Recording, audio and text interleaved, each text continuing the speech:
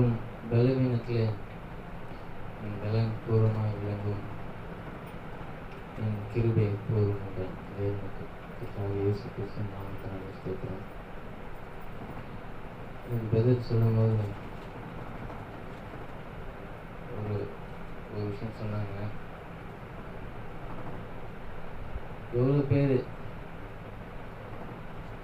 போன ஆண்டில், இப்போ கடந்த ஆண்டில் சிலுவை சுமந்தீங்க, இறக்கி வச்சிட்டிங்களா அப்படின்னு சொன்னாங்க. ஒரு வேளை நம்ம சுமந்துருக்கலாம், ஒரு வேளை நம்ம இறக்கி வச்சிருக்கலாம். அதுக்கு தான் சில விஷயத்தை நம்ம சிந்திக்க போகிறோம். சொல்கிறாரு, ஒருவன் தன்னைத்தானே நிதானித்து இந்த பாத்திரத்திலே பானம் பண்ண கடவுள். ஸோ நான் சிந்திச்சு போகிற விஷயம் என்ன அப்படின்னா, the cross is a pleasure or pain. நம்ம பார்க்கும்போது சிலுவை சுமக்கிறது சந்தோஷமா விஷயமா வலியா, அதான் நம்ம சிந்திக்க. இப்போ ஜீசஸ் கிரைஸ்டை குறித்து நம்ம சிந்திக்க பார்க்கும்போது, அவர் என்ன சொல்றாருன்னா, இது லூக்கா 22 சாப்டர்ல 15th verse பண்ணுங்க. அப்பொழுது அவர் அவர்களை நோக்கி, நான் பாடுபடுவதற்கு முன்னே உங்களுடனே கூட இந்த பஸ்காவை புசிக்க மிகவும் ஆசையாய் இருந்தேன். தேவனுடைய ராஜ்யம் என்ன சொல்றாருன்னா, இந்த பாத்திரத்துல literally not the juice of the bread, இந்த கிராஸை பற்றி சொல்லும்போது சொல்கிறாரு, என்ன சொல்கிறாரு, நான் மிகவும் ஆசையாக இருக்கிறேன், ஸோ ப்ளஷர் அப்படின்னு சொல்கிறார். இன்னும் என்ன சொல்கிறாருன்னா, நம்ம பார்க்கும்போது எவ்வளோ ப்ளஷராக இருந்தார் அப்படின்னு நம்ம சிந்திக்கும் போது, ஜீசஸ் கிரைஸ்ட் அந்த கிராஸில் இருக்கும்போது அவருக்கு அந்த காடி கொடுக்குறாங்க. அவர் என்ன சொல்லிட்டாரு, எனக்கு அது வாங்க மறுத்துட்டார். ஸோ எவ்வளோ தூரம் அவர் அந்த கிராஸை he enjoyed the cross. You are so pleasure to have cross. இந்த வலி தெரியாமல் இருக்கிறதுக்கு செயல் கொடுத்தாங்க மனுஷங்க, அது கூட என்ன பண்ணிட்டாரு, எனக்கு வேணாட்டாங்க. அப்போ இந்த பிளஷர் ஜீசஸ் கிரைஸ்டுக்கு எப்படி இருந்துச்சு, இந்த கிராஸ் வந்து ஜீசஸ் கிரைஸ்ட் எப்படி நினைச்சாருன்னா, இட் வாஸ் ஸோ பிளஷர். அதுதான் இந்த சீக்ரெட்டு. இப்போ மாம்சத்தையும் அதன் ஆசை இச்சைகள் சிலுவையில் அறிந்தீர்கள். It's so pleasure, it is so painful அப்படின்னு நம்ம சிந்திக்க வேண்டியதாக இருக்கு. when it is pleasure and having the cross, when you feel it is pain, இப்போ நமக்கு வலிக்குதுன்னு நம்ம உணரும் போது அதை இறக்கி வச்சிடும், முடியல. என்ன கேட்குறோம் நம்ம, அவர் வேணான்னு சொன்னார் காடி, நம்ம என்ன கேட்குறோம்னா கொஞ்சம் ஏதாச்சும் அவுட்லெட்டு, இதெல்லாம் ரொம்ப வசனத்தை படிச்சதுக்கு பனிஷ்மெண்ட் கொடுத்துட்டாரு, என்னப்பா இவ்வளோ ஒரு தண்டனையா பைபிள் படிச்சதுக்கு, தேவனை பின்பற்றினதுக்கு இப்படி ஒரு விஷயமா. அவர் வாலண்டியராக காடி கொடுத்தாங்க, ஆனால் அவர் வேணான்ட்டாரு. பட் சீக்கிங் காடி வேணும், என்னால் பணம் பண்ணால் பண்ண முடியல, எனக்கு வலிக்குது அப்படின்னு சொல்லும்போது அப்போது நம்ம திங்க் பண்ண வேண்டியதாக இருக்கு. அப்போது he was tortured in body. Christ சிலுவையில் பார்த்தீங்கன்னா அந்த அடிலாம் நினைச்சிக்கும் போதே வலிக்கும். அவருடைய மைண்டில் கூட டார்ச்சர் பண்ணப்பட்டார். ஜீசஸ் கிரைஸ்ட்டு உடம்புல சிலுவை சுமக்கல, அவர் மைண்டில் கூட சிலுவை சுமத்தார். அதை பார்க்கும்போது அவருடைய அந்த அற்ப சிருஷ்டிகள் அவர் துப்பி குட்டி என்னென்ன பண்ணும்போது அவருக்கு டார்ச்சர் எங்கே இருந்ததுன்னா மைண்ட்லேயும் இருந்தது, சஃபர்ட் இன் பாடி. ஆனால் அவர் மனசு எப்படி இருந்தது, he was so pleasure in his heart. அதான் ஜீசஸ் கிரைஸ்ட் பார்க்கணும். அது என்ன சொல்லிட்டாருன்னா பார்க்கும்போது என்ன எப்படி இவ்வளோ ப்ரெஷர் இருந்துச்சு ஜீசஸ் கிரைஸ்டுக்கு. Cross is a pleasure. அதுதான் ஜீசஸ் கிரைஸ்ட் நமக்கு இந்த பாத்திரத்தை பற்றியும் இதில் பானம் பண்ணுறதை பற்றியும் நமக்கு சொல்லும்போது அதுதான் சொல்லியிருக்காரு. How it is so pleasureful, the cross is so pleasureful for Jesus Christ. எப்படி இயேசு கிறிஸ்துவுக்கு இந்த சிலுவை சுமக்கிற இந்த விஷயம் இவ்வளோ சந்தோஷமான ஒரு இதாக இருந்துச்சு. அது அப்படிப்பட்ட ஒரு அனுபவமாக அது எப்படி நினைச்சாரு, வாட் இஸ் பிஹைண்ட் தட், அந்த ப்ளஷருக்கு பின்னாடி அதான் இருந்துச்சு. அதுதான் சின்ன ஒரு மெடிடேஷன் தான். இப்போ நம்ம பார்க்கும்போது ஹீப்ரூஸில் ஒரு வருஷம் படிக்கலாம். எபிரேயரில் அது படிக்கும்போது Hebrews 5th chapter 7th verses from Psalm. அவர் மாம்சத்தில் இருந்த நாட்களில் தம்மை மரணத்தினின்று ரட்சிக்க வல்லமையுள்ளவரை நோக்கி பலத்த சத்தத்தோடும் கண்ணீரோடும் விண்ணப்பம் பண்ணி வேண்டுதல் செய்து தமக்கு உண்டான பயபக்தி நிமித்தம் கேட்கப்பட்டு அவர் குமாரனாய் இருந்தும் பட்ட பாடுகளினாலே கீழ்ப்படுதலை கற்றுக்கொண்டு. ஓகே, இப்போ நிறைய பேருக்கு என்ன அப்படின்னா, இப்போ இந்த குறைவான யோசனை என்னென்னா ஜீசஸ் கிரைஸ்ட் ரொம்ப கம்மியாக இருந்தார், அப்புறம் பூரணரானார், அந்த மாதிரி திங்க் பண்ணுறாங்க. பட் அங்கே அதான் சொல்லியிருக்கிறாங்க. பட் அதை குறித்து நம்ம சிந்திக்கும்போது ஜீசஸ் கிரைஸ்ட்டு பட்ட பாடுகளினால பூரணமானார் அப்படின்னு தான் இருக்கு. நம்ம எப்படிப்பட்டவங்களா இருக்கோம்? யாராக இருக்கிறோம்? நம்ம பாவிகள், அபூர்ணமாக இருந்த மனுஷன்லேருந்து வந்தாங்க, அபூர்ணமாக இருக்கும். ஸோ நம்ம திங்கிங் கூட என்ன இருக்குன்னா, அவர் பட்ட பாடுனால பூரணமாக இருந்தார்னு சொல்லும்போது அவர் அபூர்ணமாக இருக்கு பூரணமானார்னு சொல்லும்போது அவர் குறைவாக இருந்த நிறைவானார், குறைவாக இருந்த நிறைவாக இருக்கிறாரு. ஆனால் நாம் என்ன நினச்சிக்கிறோம் அப்படின்னா, அவருக்கு முன்னே 1 2 3ன்னு எடுத்துக்கிட்டோன்னா அவர் 100 வரைக்கும் தெரியும், இப்போது 200 தெரிஞ்சிச்சு. இல்லை அவருக்கு ஏதாவது ஜென்ரல் நாலேஜ்னா அவருக்கு முன்னே ஒரு சைக்காலஜி, வேர்ல்டு சயின்ஸை பற்றி தெரியும், ஆனால் இப்போ இன்னும் கொஞ்சம் தெரிஞ்சிச்சு. அந்த மாதிரி அவர் இருந்து நாலேஜோ விஸ்டமோ கிடையாது. ஏன்னா அவர் பேர் என்ன தான், அவர் ஞானம்னாலே அவர் தான். ஸோ நம்ம பார்க்கும்போது அந்த மாதிரி அவர் அபூர்ணமாக இருந்து பூரணமாக ஆகலை. நம்மளுடைய யோசனை அப்படி இருக்குது, இட்ஸ் நாட் லைக் தட். அப்போ நம்ம பார்க்கும்போது சொல்ல எப்படின்னா, அவர் பூரணமானார். எதில் எப்படி பூரணமானாராம் அங்கே மென்ஷன் பண்ணுறாங்க. ஸ்கூல் போய் படித்து நாலேஜ் பூரணமானார்னு சொல்ல, ஒரு வாரம் சபை அட்டன் பண்ணி பூர்ணமானார்னு சொல்ல, பாவத்தை கொஞ்சம் கொஞ்சமாக விட்டு பூர்ணமானார்னு சொல்ல, அங்கே ஒரு நோட் என்ன கொடுத்துருக்காங்கன்னா அந்த வசனத்தில் எப்படி பூர்ணமானாராம். டிஃபிகல்ட்டிஸ் கஷ்டங்கள்னால. அப்போ இவர் பூரணமாகாமல் இருந்திருக்கிறாரு ஏதோ ஒன்றுத்தில், அதில் அவர் குறைவாக தான் இருந்தார். அதில் நிறைவாகணும்னா என்ன வேணும் அவருக்காங்க? பாடுகள் கஷ்டங்கள் வேணும். அதான் தேவனுடைய குமாரன் எங்கே இருந்தார்? அங்கே என்ன கிடையாது இல்லை.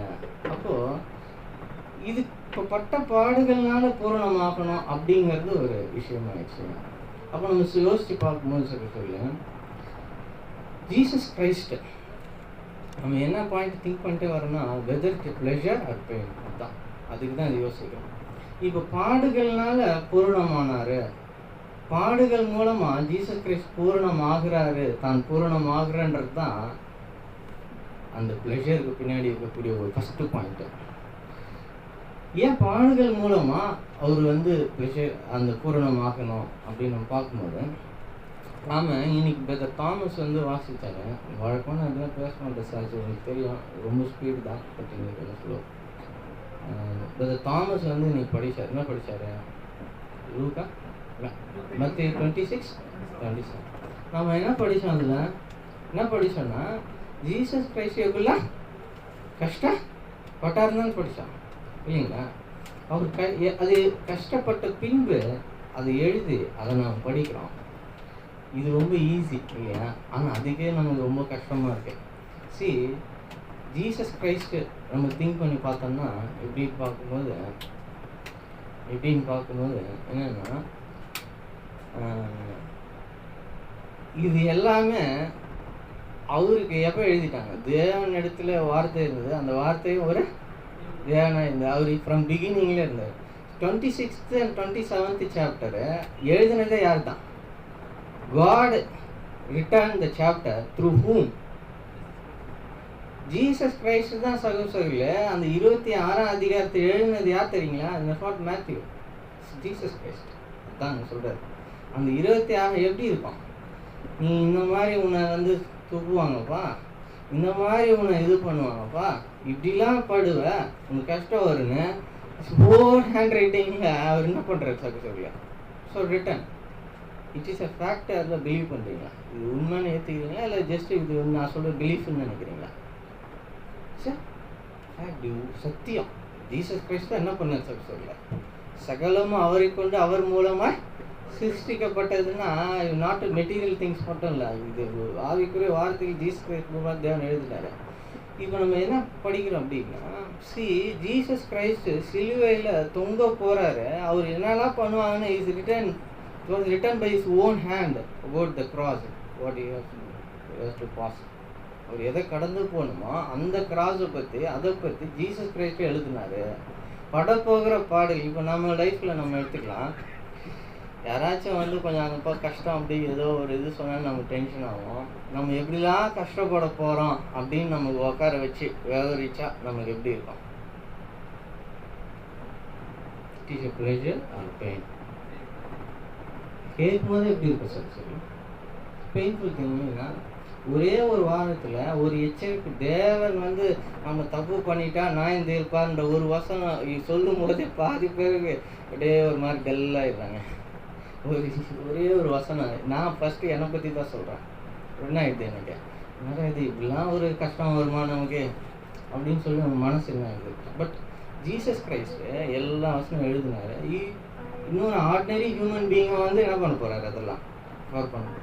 அப்போது ஜீசஸ் கிரைஸ்ட்டு அந்த பாடுகள் வழியாக போக போகிறாருன்னு சொல்லிட்டு அந்த வசனங்களை அவரை பற்றின வசனம் அவரே எழுதினார் ஒன்று. இது எப்படின்னா, இனிமேல் போவோம் பிரதர் சகே, நீங்கள் போய் கார் எடுக்கும்போது அங்கே 4 பேர் ரெடியாக இருக்கிறாங்க அவங்கள கட்டையில் போட்டு செம்மடி அடிக்கிறதுக்கு அப்படின்னு சொல்லும் போது நமக்கு மனசு எப்படி இருக்கும் இல்லைங்களா? இல்லை இப்படி வச்சுக்கலாம், நம்ம எல்லாம் இங்கே பேசிக்கிட்டே இருக்கோம், கேட்கும்போது ஏன் இப்போ அசம்பாவிதமாக ஏன் பேசுகிறீங்கன்ற மாதிரி இருக்குல்ல. நம்ம இங்கேயே இருக்கோம், கீழேருந்து இங்கே நடந்து வராங்க, ஒரு கன் எடுத்துன்னு வந்து நம்மளை ஒருத்தராக நிற்க வச்சு ஷூட் பண்ண போகிறாங்க. சரி, அந்த மைண்ட் செட்டுக்கு இன்றைக்கி ஒரு நாளாச்சும் நம்ம போகலாம். அட்லீஸ்ட் திங்க் பண்ணுறோம் டெய்லி. நம்ம இயேசு கிறிஸ்து ஹோல் பைபிள்லேயே அவருக்கு வந்து ஒரே ஒரு விஷயத்த கேட்டாருன்னு என்ன தெரியுங்களா? என்னோட மரணத்தை நினைவு கூறுங்கன்ற ஒரு விஷயத்தை தவிர புதிய ஏற்பாட்டில் சுயாதீன பிரமாணம், law of liberty, full liberty கொடுத்துருக்காரு. There is no laws. நமக்கு நம்மளே நான் நிதானித்து நல் மனசாட்சியோட நடக்கணுன்றதான் நம்ம பிரமாணம். ஒரே ஒரு பிரமாணம் நம்ம கொடுத்துருக்குன்னா, உண்மையே நிதானித்து இயேசு கிறிஸ்துடைய மரணத்தை எல்லா விதத்திலும் நினைவு கூறணும் அப்படிங்கிறது தான். ஸோ அப்படி பார்க்கும்போது ஜீசஸ் கிரைஸ்ட் எந்த ஒரு மைண்ட் செட்டில் போனார், எப்படி ஒரு கஷ்டத்தில் இருந்தார், ஆனால் ப்ளஷராக இருந்துச்சு. அதுதான் லாஸ்ட் பாயிண்ட். அப்போ அவரை பற்றின பாடுகளை அவரே எழுதியிருக்காரு. அப்போ மனசு எப்படி இருந்திருப்பான்? இன்னொரு விஷயம், அதுதான் எக்ஸாம்பிள் சொல்லும்போது, நம்மளை இப்போ நல்லா இருக்கிற நம்ம இங்கே இருக்கிறோன்னா நம்மளை வந்து இந்த மாதிரி ஷூட் பண்ண போகிறாங்கன்னா நம்ம மனசு எப்படி இருப்பாங்க? ஜஸ்ட் ஒரு எக்ஸாம்பிள் தான். இன்னொரு ஒரு விஷயத்தை நம்ம பார்க்கும்போது, அதனால தான் ஏசாயா 53ஆம் அதிகாரத்தில் 3ஆம் வசனத்தை படிங்க.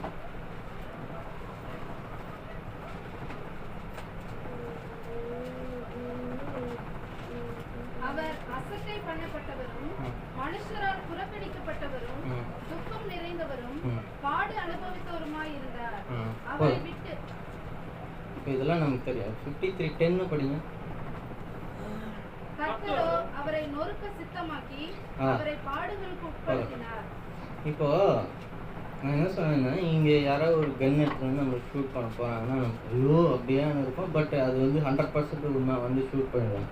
அதில் இன்னும் முக்கியமான விஷயம்னா, அந்த கன்னை கொடுத்து அனுப்புறது உன்னோட ஓன் ஃபாதர் தான், உன்னோட ஓன் மதர் தான், உன்னோட ஓன் சிஸ்டர் தான், உன்னோட ஓன் பிரதர் தான். இன்னும் எப்படி இருப்பான்? எவ்வளோ கஷ்டமாக இருக்கும். But it is pleasure for Jesus Christ, it's not pain. அப்போ என்ன யோசிக்க வேண்டியது இருக்கு. அப்போ பார்க்கும்போது கர்த்தரோ அவங்க அப்பா போட்டு அவர் எப்படிலாம் நொறுக்க சித்தமாயிட்டாரு. தன்னோட நம்மளாம் தேவனை வந்து அப்பாவுக்கு பை ஃபெய்த்து தான். அதாவது சொல்லும் போது ஒரு நாள் பிரதர் எடுத்து நான் கேட்கும்போது ஒரு பாயிண்ட் எனக்கு சொல்லணும்னு தோணுச்சு. என்னன்னா, ஏன் உங்களுடைய சீஷர்கள் கை கழுவாமல் சாப்பிட்றாங்க? யார் கேட்டது? யூதருக்கு இல்லைங்களா? அவங்க பார்க்கும்போது அவங்க கை கழுவாமல் நீங்கள் யாராவது சாப்பிட்றீங்களா? நான் சாப்பிட்றேன். ஏன் சொல்றீங்களா? கை கிரியை விசுவாசத்தினால நீதிமான் ஆகிறது எப்படின்றது அதை கொஸ்டின் பண்ணுறாங்க. அவனை பார்த்தாலே மகா மட்டமான ஆளாக இருக்கிறான் சகையோ.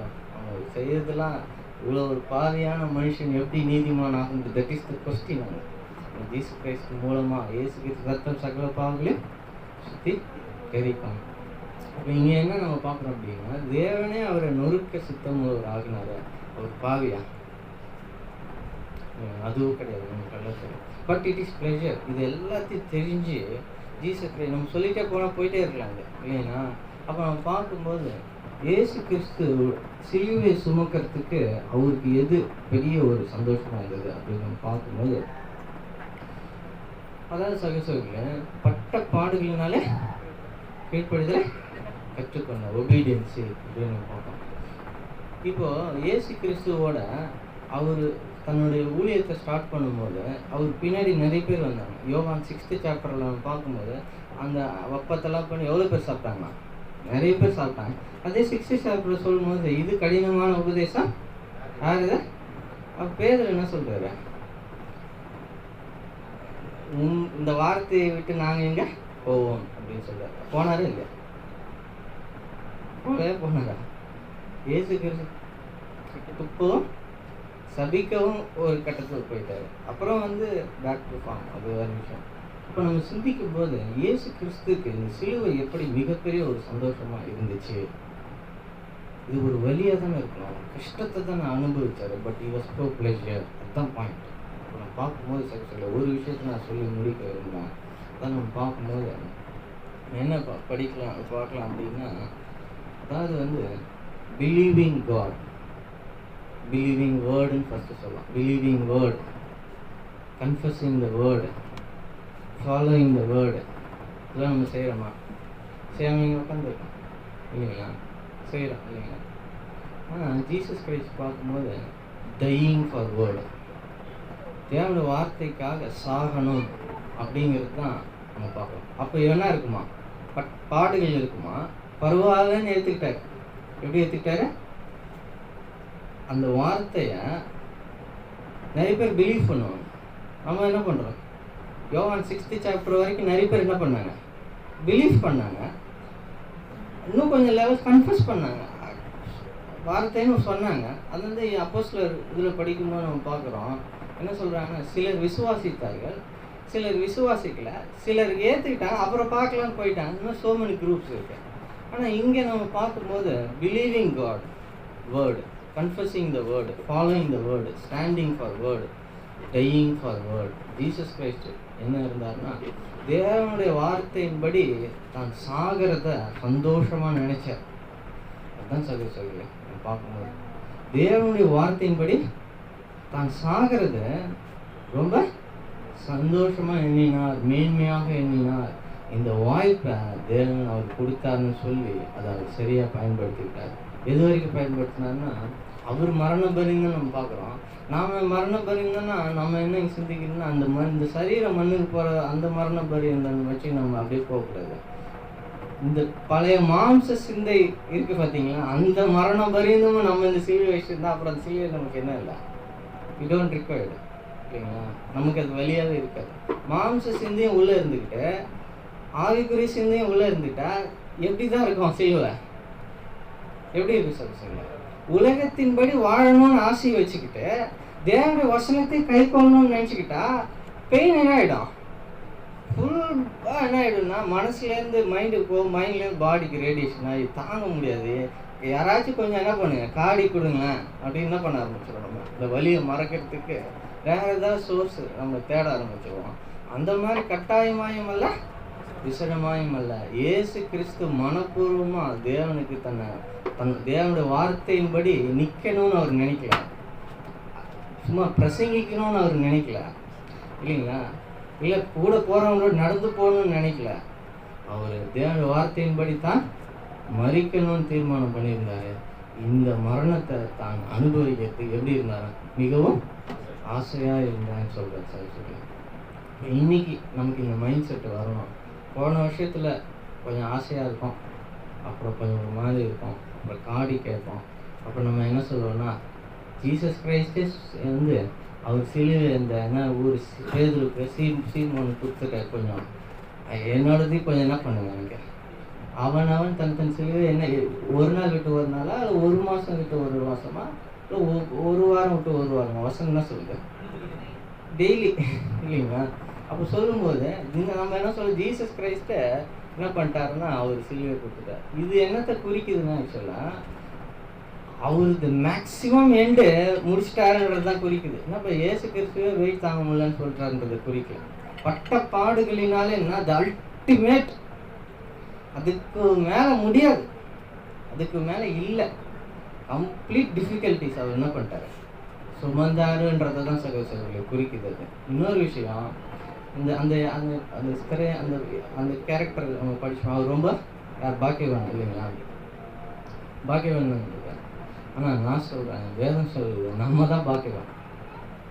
லிட்டரலாக ஜீசஸ் கிரைஸ்டோட சிலுவை அவங்க சுமந்தாரு. ஆனால் 1 கொலோசியர் 1 அது கொலோசியர் 1:24 படிங்க.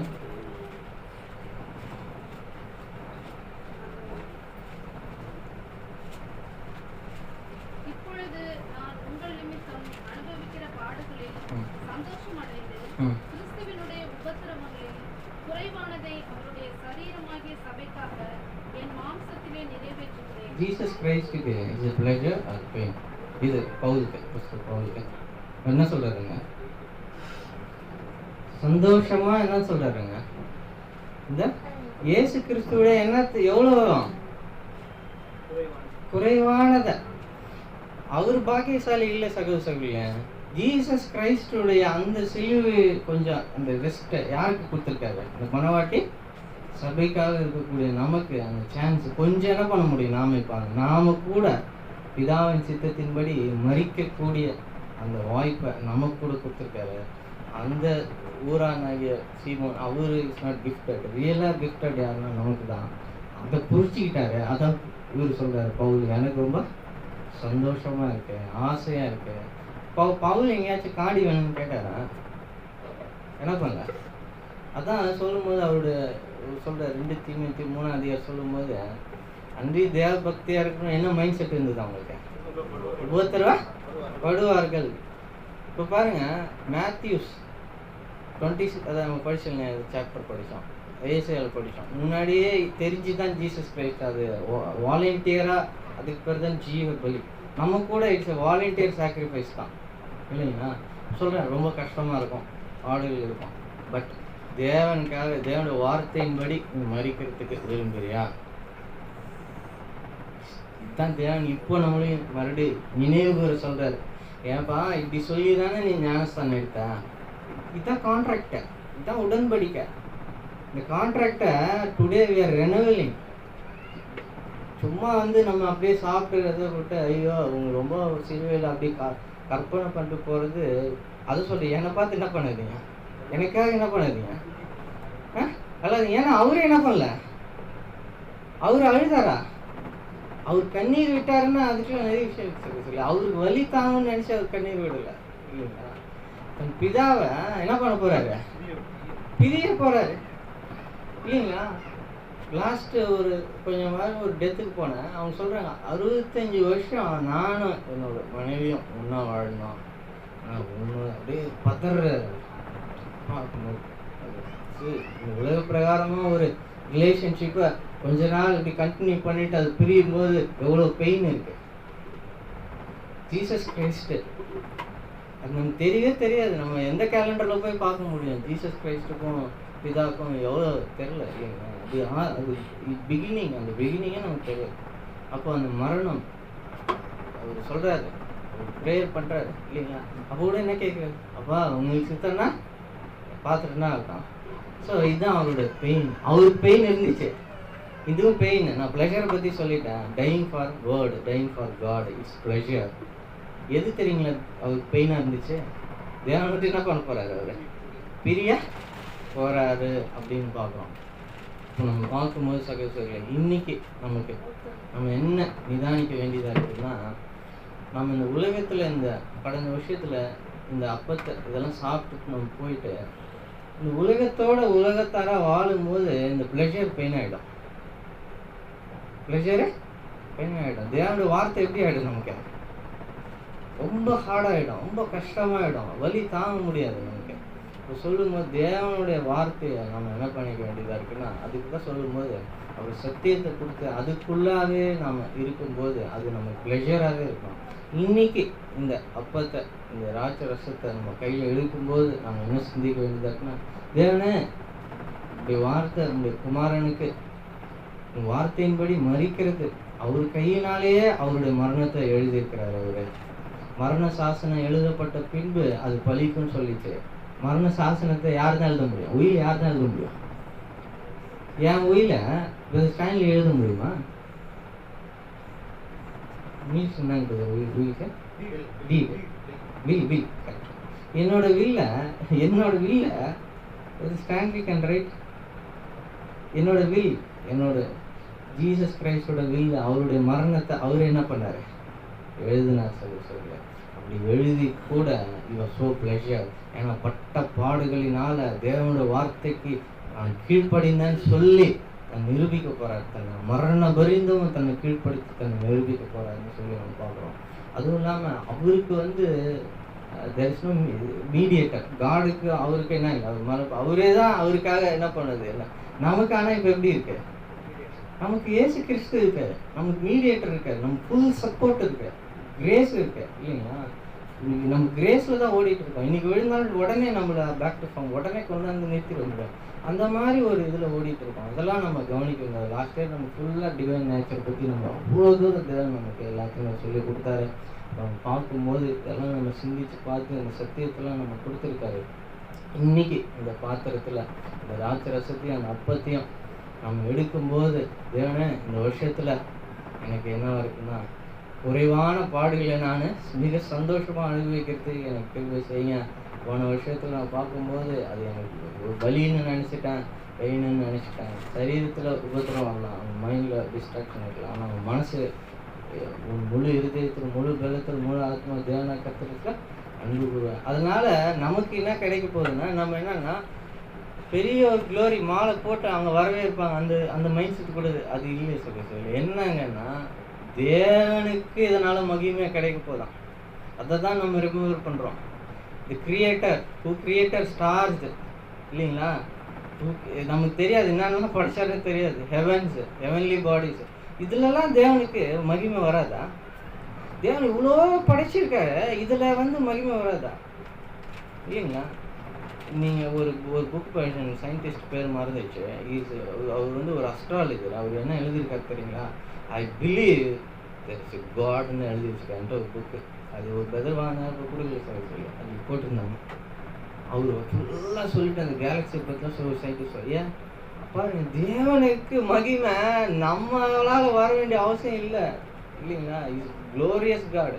ஆனால் என்ன சொல்கிறாங்க, இந்த பொல்லாத உலகத்தில் இந்த தேவனுடைய வார்த்தை நல்லதில்லை, அதெல்லாம் நம்ம ஒருத்தர் பின்பற்றான், அவன் அவ்வளோதான், அவன் பைத்தியக்காரன், அவனுக்கு அது தேவையில்லை, நம்ம இந்த உலகத்தில் நல்லா வாழ முடியாது அப்படின்னு சொல்லி போயிட்டு இருக்க உலகத்தில் ஒரு மனுஷன் தேவனுடைய வார்த்தையை பார்த்து திரும்பி அதை அவன் கை கொள்றதுக்கு விருப்பமுற்று எது வரைக்கும்னா நிற்கக்கூடாது, நடக்கக்கூடாது, மறிக்கிற வரைக்கும் அவன் அந்த கை கொள்ளணும் விருப்பமுற்று வரானோ அதை தான் தேவன் மகிமையாக நினைக்கிறார்.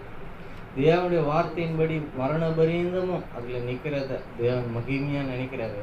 மகிமைன்னா என்ன, புகழ்ச்சின்னா என்ன? என் பையன் +2ல் 1100 மார்க் வாங்கிட்டாங்க, என் பையன் டாக்டர் ஆகிட்டாங்க, இவர் பெரிய பில்லியனராக கூட இருப்பார், ஆனால் எதை தான் பெருமையாக சொல்லுவார் இல்லைங்களா? அதெல்லாம் நான் இப்போ சொல்லுவேன், பிரதர் நான் இத்தனை கோடிக்கு பிஸ்னஸ் பண்ண, அது பெருமையா இல்லையா? என் பையன் ஆகிட்டா என்ன சொல்லுவாங்க இல்லைங்களா? அப்போ பார்க்கும்போது தேவன் என்ன எதிர்பார்க்குறாருன்னா, இதெல்லாம் எபேசியர் 1 அதிகாரத்தில் இருக்கு, நீங்கள் வீட்டுக்கு போய் படிச்சுப்பாங்க. தமக்கு மகிமையின் புகழ்ச்சியாக சுவிகார புத்திரராக தெரிஞ்சுக்கிட்டாராம். இயேசு கிறிஸ்து தேவனுக்கு மகிமையை கொடுத்தாரா இல்லையா? அதுதான் வட்ட பாடுகளினால வார்த்தைக்கு கீழ்ப்படிஞ்சு சாத்தான் சொன்னான், ஒருவரும் இந்த வார்த்தைக்கு கீழ்ப்படிய கூடாது அப்படி சொல்லி. ஆனால் இயேசு கிறிஸ்து அதை நிரூபிச்சாரு. அதுதான் நிரூபிச்சு தேவனுக்கு மகிமையை கொடுத்தாரு. அதுதான் அவருக்கு பின்னாடி இருந்த சந்தோஷம். இதுதான் நம்ம லைஃப்ல கொடுக்கப்பட்ட ஆப்பர்ச்சுனிட்டி. சகோதரர்களே, தேவனுக்கு மகிமையின் புகழ்ச்சி ஆகும்படிக்கு நான் இந்த சிலுவை சுமக்கிறேன். இது எனக்கு வழி இல்லை, இது எனக்கு சந்தோஷம். இந்த ஒரு மனநிலை அது இப்படி போனோன்னு எனக்கு போகக்கூடாது. தேவன் இந்த மனநிலை எப்பொழுதும் எனக்கு இது இருக்கணும். அப்போ அதான் ஆத்மாவே கர்த்தரை சோத்திரி, முழுவதுமே பரிசுத்த நாமத்தை சோத்திரின்னு நம்ம மனசு நமக்கு என்ன உள்ளமே மறிவு சொல்லும். கொஞ்சம் போனோன்னும் கொஞ்சம் காடி கொஞ்சம் சாப்பிட்டுக்கப்பா, கொஞ்சம் அப்படி தான் இருக்கும், கொஞ்சம் ரிலாக்ஸ் பண்ணிக்கப்பா, கொஞ்சம் அவங்கள்ட்ட போப்பா, கொஞ்சம் அப்படி பண்ணுப்பா, இப்படி பண்ணுப்பா. இதெல்லாம் இல்லை, இதெல்லாம் தேவனுடைய வார்த்தையை நீ நம்பி போனா எல்லாமே உனக்கு அவுட்டு. உங்கள் பிஸ்னஸ் போயிடும், உங்கள் வேலை போயிடும். ஆனால் ஒன்றுமே போகாதுன்னா அவங்களுக்கு பிதா அவங்களுக்கு தேவைகள் நேர்ந்தென்று அறிந்திருக்கிறார். நாம் தரிசித்து நடக்கவில்லைன்னா விசுவாசித்து நடக்கிறோம். நான் காணப்படுகிறேன்னு அல்ல, காணப்படாததுமே நம்பிக்கை உள்ளவராக இருக்கிறோம். இறுதியாக நான் என்ன சொல்லி முடிக்கிறேன்னா, என்னை பார்க்கும்போது they seal in the doom of Christ but not his faith. இயேசு கிறிஸ்துவுடைய அந்த கல்லறைக்கு தான் சீல் வைக்க முடிஞ்சிச்சு, அது விசுவாசத்துக்கு அல்ல. சகோதரர்களே, நாமும் விசுவாசத்தில் அப்படிப்பட்டவர்களாக இருக்கிறதுனால் சாத்தான் அந்த விசுவாசத்துக்கு கூட்டு போக முடியாது. நாம் விசுவாசத்தில் நிலைத்திருப்போம் என்றால் அந்த தேவன் வெச்சித்து